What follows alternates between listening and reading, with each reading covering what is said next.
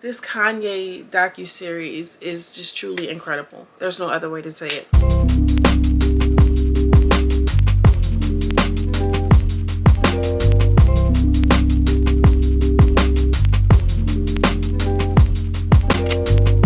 Hi my love, it's your my lady girlfriend, where we have culture, conversation, and community. In today's video, I'm coming to you all with a quick review of the Kanye West docu-series, okay, Jeen Yuhs, that aired last week. So we're on episode 2 now, and this episode is called Act 2, and this is called Purpose.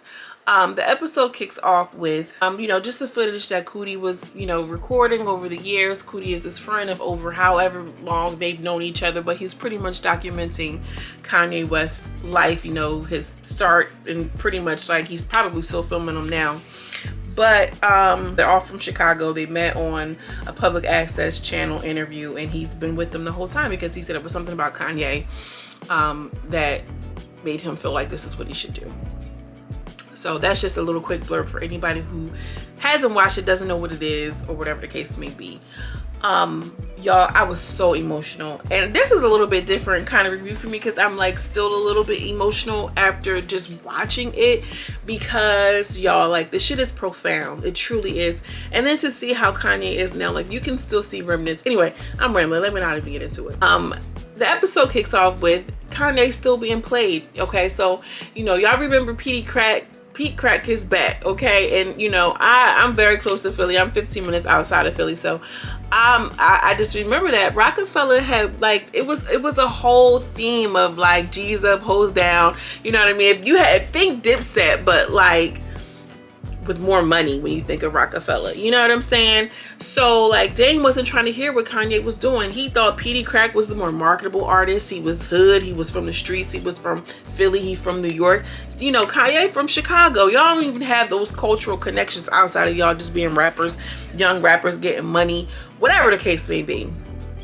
But you could just see Kanye in the video like way in the back, right? And all these niggas, they just, it was probably street niggas who couldn't even rap, wasn't musically inclined or anything, but Kanye was all the way in the back while those guys were in the front. And I could just imagine having to, that's like watching someone else take off, and that you have more talent, or that you're hungrier, because like, who's to say like who's more talented or not, but although we do know, because where's Petey Crack now? Not all like that, because we gonna represent, okay, but Kanye in the back, imagine. He has this session with Jay-Z, and he asked, could he hop on the track? He hops on the track, and he loves it. It was called him the 30-minute assassin. He was like, you know what, I'm glad you said something. Closed mouths don't get fed around here. He said after, he did the studio time with Jay-Z, that he kind of put the bug in his ear with Dame, because although he was already signed to Rockefeller, Kanye was still on the back burner. And that is so reminiscent of like having something that you think you want, but then it doesn't turn out the way that you want it to be. So do you give up or you keep going? You could just see the excitement and the joy from when he was like just in the studio rapping, because he's feeling like these are my brothers. You can tell that Kanye was I don't want to say getting sunned, because Dame seems like the type of dude that he's gonna respect you if he feels you're respectable. You get what I'm saying? Jay-Z just seemed like he was aloof, like, yeah, all right, I'm in here doing my best. You got the beats? All right, yeah, now, all right. You know what I mean? Dame seems a little bit more rowdier in the front. And Kanye was a little, like, sheepish almost around them. When he's around his boys, he had all the confidence in the world. After they do the Paid in Full album, Dad said that he wanted him to send him out to LA, work on his album or whatever. So he was out there for longer than what he was thinking. And then my whole thing is, why would they send him out to LA? If y'all are based in New York, why are y'all sending him to LA with the bull who's already in New York to write the album or to get the album done? When he's from Philly, he need to be in the streets, period. You know what I'm saying? From where he's from and getting that sound. But think about all the times that Kanye has gone back to Chicago to get that authenticity. Anyways, moving on. Kanye has the accident while he's in LA. Cootie said that he was so afraid, that he was gonna lose him. And then he said once the mom said he wasn't in ICU anymore, but his jaw is wired shut, he said, I didn't even know he was gonna be able to rap anymore. Kanye says that when he was in the hospital for 7 days, all he could think about was rapping.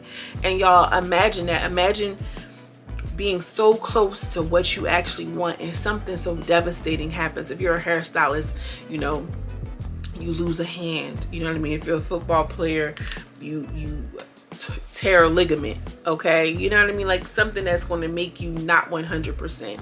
And he's in the hospital. He said all he thought about was rapping, but he kept it moving. He kept it moving. And y'all, when I tell you, you know, y'all, some of you know that I was in a car accident. Shout out to everybody who was sending me love, writing me emails during that time. I truly appreciate y'all. I cannot express like being in a hospital setting after having a traumatic car accident where you could have lost your life is just a different experience altogether. What I mean to say is having a near-death experience. When you have a near-death experience and you come out on the other end of it, two things can happen. You can get really fucking down in the dumps, or you fly like a bird, because everybody's now looking at you like, what are you gonna do now if you still have your life? You know what I mean? Like it's this very weird thing. And to see that was his response, I mean, like, that's just the hunger that he had. That was the drive that he had. Like, this shit was so inspirational, y'all. I don't care whatever it is that you're doing. It may not even be anything concerning being creative, being a content creator, being an artist, being a hairstylist, being a nail tech, whatever it is that you're doing, being a student, being a mom, whatever it is that is your passion, you have to have this relenting hunger for it, because it is going to throw you off your track. But when you really want something, you really go after something, it's all you think about. Kanye was in the dentist's office or whatever. The dentist, he was kind of like crude, and you know, doctors can be impersonal and lack empathy, all types of shit, especially like surgeons. I don't know what type, he wasn't just like a dentist, I'm sure, that you about to get your teeth cleaned with. They were talking about having to break his jaw. In the process of him having to break his jaw, he's like, yeah, I got these things on the side of my face. I ain't had it before. I want you to fix it. He was like, if I fix it, he's like, I can't do that, because you can potentially lose nerves. You won't be able to make facial expressions. And imagine like trying to chase your dream and something that's right around the corner and this happens. Y'all don't understand how profound that is, and how that can really fuck with a person's mental and their psyche. One of the things that I do want to mention was in that scene when he was taking a bite, a clay, you know, imprint of his bite, he was humming through him biting. Like, this man's drive, like it was just all he was doing, all he was thinking, and all he was just ever like focused on. And I'm just like, yo, I really need to focus my energy on whatever it is that I want to do. Like, focus your energy exactly on what it is that you want to do, and that should work out. They have a clip of Kanye West laying down slow jams with Jamie Foxx. Okay, she said she was a mom and gay. Hey, who's the man? Okay, a little Anita. And I think it's important to talk about this scene because at that point, Rockefeller was already kind of like not really doing what they needed to do with him. But now after the accident, they kind of slowed down everything. So he didn't even have a budget to do studio time. He made that connection with Jamie Foxx, who wanted to be a singer. You know what I mean? If you've ever been a fan of Jamie, you know he's always been talented on the keyboards. He was always singing. And if you ever watch his interviews, he talks about how he used to make people sing and have jam sessions and things of that nature. And it's almost like the stars aligned in that moment. He needed the studio time. He had the studio. He needed him to sing the hook, and it all came together. And that is what I'm talking about with what I mean with the divine alignment. When you are doing the things that you need to be doing, you know, when it in alignment to what you actually want, things are going to happen for you.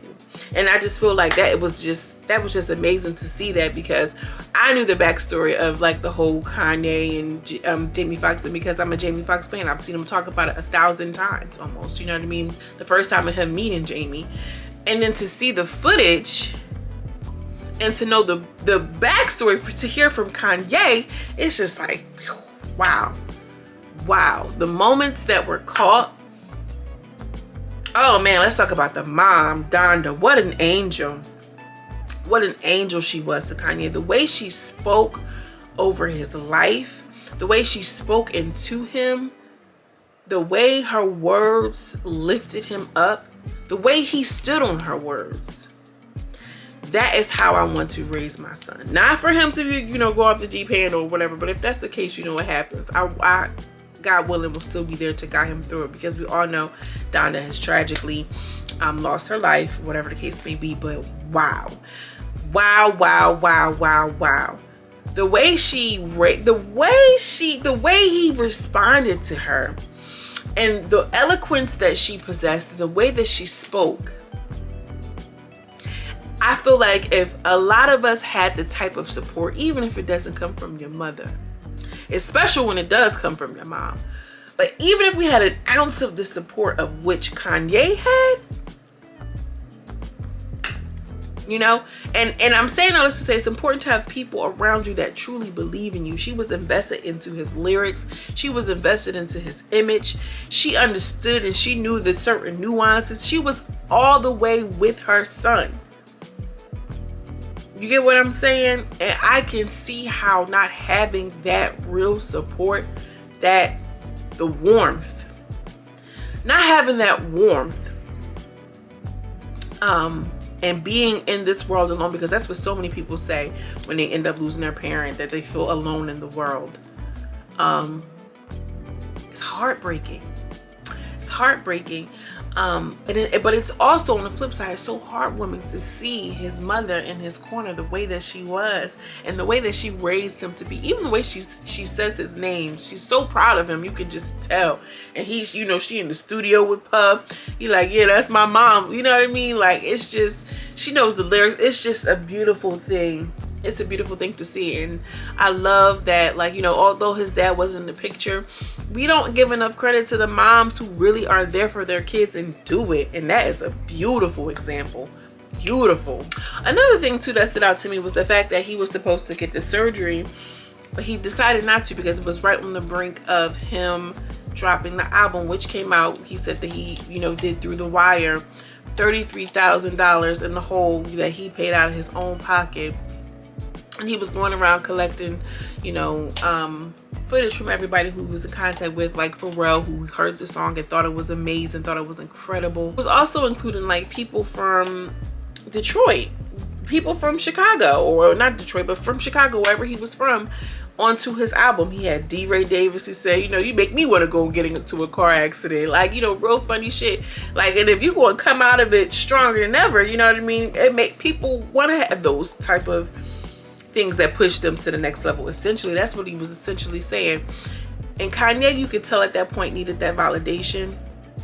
And I think that he's always been a type of person, because of his the background that he comes from, that he felt like he could.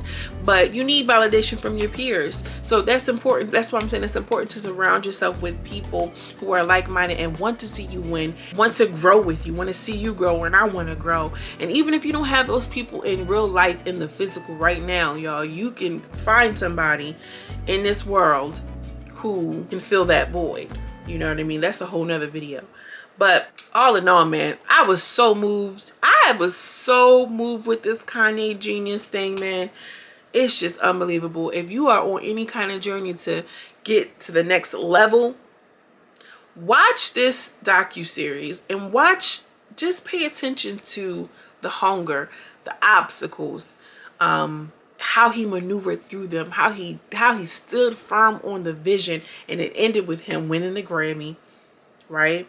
And then, you know, obviously having all these hit singles and everything like this, but just beautifully documented, well done.